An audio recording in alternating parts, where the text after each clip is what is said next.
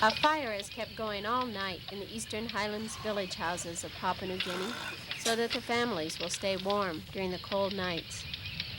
Long before dawn, when the fire goes out, a woman gets up to rekindle it.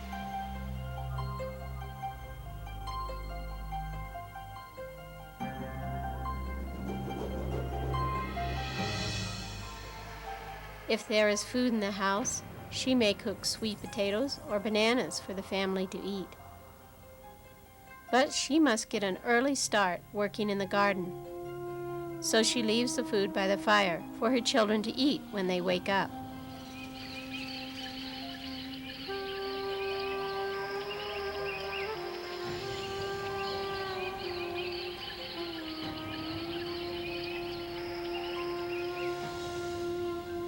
Gardens are not usually close to the houses, and it may take her as long as an hour to walk to her garden.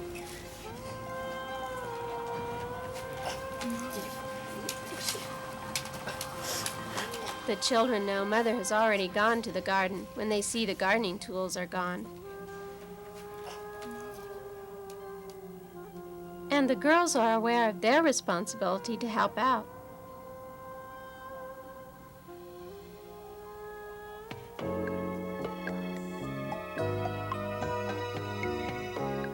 Papua New Guinean women know they must work hard to take care of their families' needs. Girls are trained for this from the time they are quite small.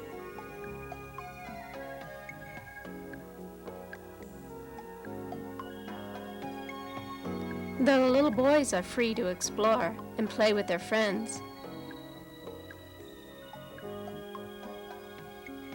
little girls are expected to help their mother with the duties of taking care of the family. Their preparation for womanhood takes a serious turn when they reach puberty.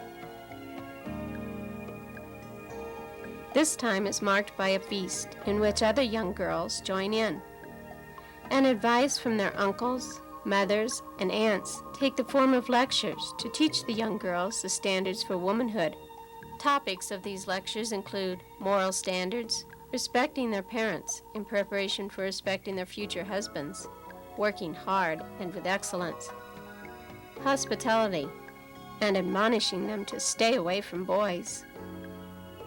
From this time on, girls are expected to stay close to home, working to care for their families, demonstrating obedience and respect to their parents to prove themselves to be choice candidates for future wives. They must learn to become excellent gardeners so that they will one day be able to provide plenty of good food for their families. One of the ways that this is encouraged is by having a gardening competition. Girls compete with each other to see who can raise the most food or seed.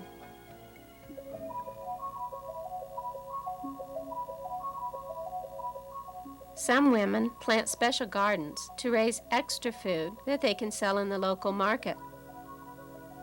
Their earnings can be used to buy some basic items the family needs, such as soap, salt, and rice.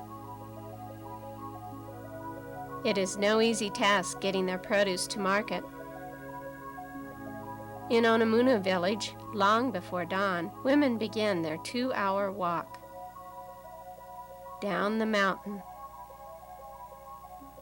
and across the valley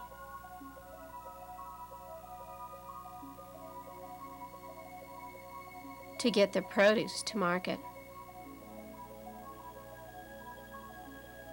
The women always like to save away some of their earnings, so that when there is a special financial need in their clan, they can contribute to it.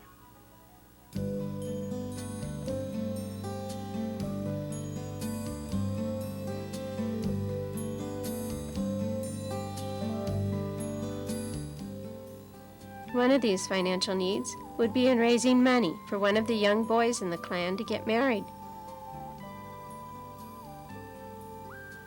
When a marriage arrangement is made, the boy's family must come up with a bride price before the marriage can take place. The boy's whole family line must agree on the marriage arrangement because they all contribute to the bride price. This is why the young girls have been working so hard to show that they will make good wives and bring good bride prices. Traditionally, the girl's brothers and other male members of her family decide who she'll marry. However, with the introduction of Western influences, many young people are deciding for themselves who they will marry. Even so, bride price is still expected, and a typical Eastern Highlands bride price for a hard-working, respectful young woman might be 2,000 to 3,000 kina, 5 pigs or a cow, and lots of garden produce. It may be 2 to 3 years after the arrangement is made before the marriage actually takes place. The boy's family needs time to save money, raise pigs, and plant special gardens to contribute to the bride price. His family will also need time to observe more closely what kind of woman the prospective bride really is. Some clans may require the engaged girl to move in with her future in-laws and work for them for 6 months to a year. In this way, they can find out what her work habits are and see firsthand how obedient and respectful she is. They want to make sure she will be a good wife to their son. The week before the marriage takes place, each evening, the bride-to-be and other young girls of the village attend special meetings. It is the last formal effort on the part of the older married relatives to give instruction to the young woman on how to be a good wife.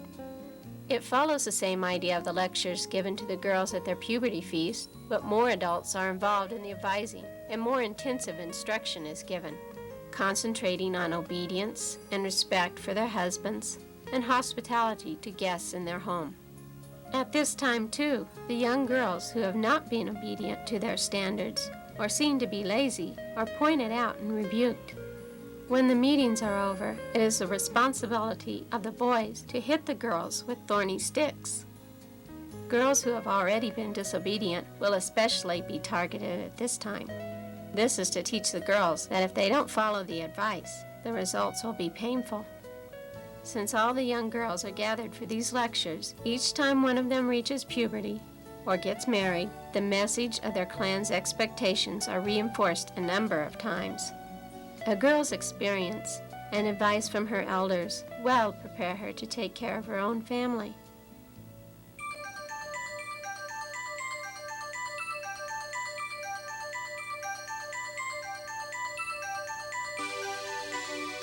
Though the vast majority of PNG women spend their lives tending gardens and taking care of their families, some who go beyond a 6th grade education, a few who even attend university or trade school, may also have a career outside the village.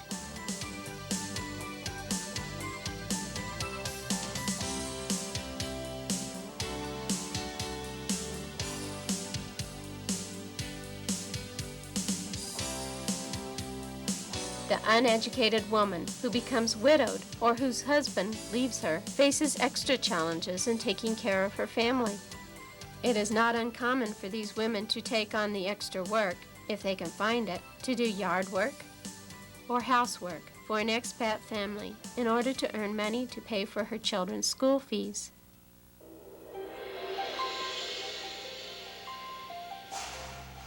Sometimes, husbands can present special challenges to the women, too. If their husbands take more than one wife, jealousy and fighting between the wives will likely be ongoing. Drunkenness has become a common problem with many men. Besides depleting the family's income by the purchase of alcohol, they often become hot-tempered and violent. According to their custom, they should physically discipline their wives if they don't please them, and drunkenness often adds to the brutality. Another financial difficulty for a family comes when the husband gets involved in gambling, which is on the increase. But a few women also get caught in this addiction, which often leaves the children to fend for themselves much of the time.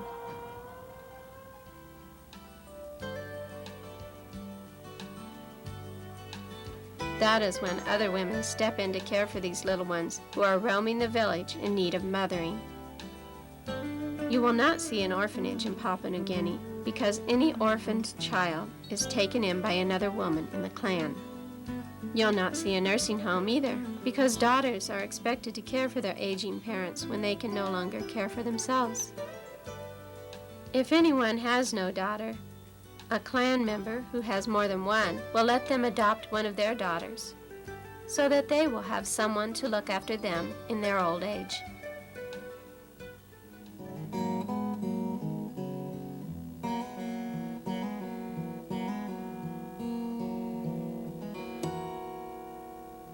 Each family in the clan is well taken care of by a woman. Woman, your worth is far above all precious jewels. My heart trusts in you. I know you'll do me good all the days of my life.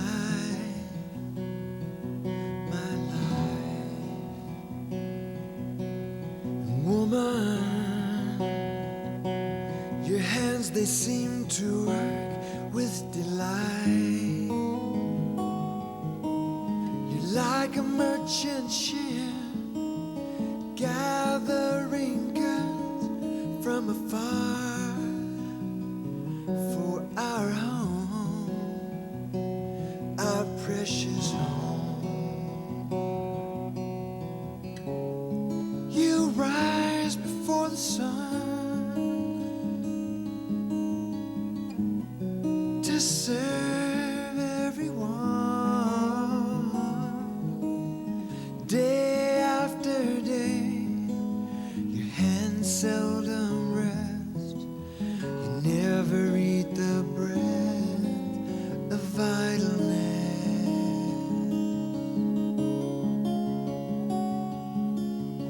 Woman, you are a gift to me. Grace and beauty are yours.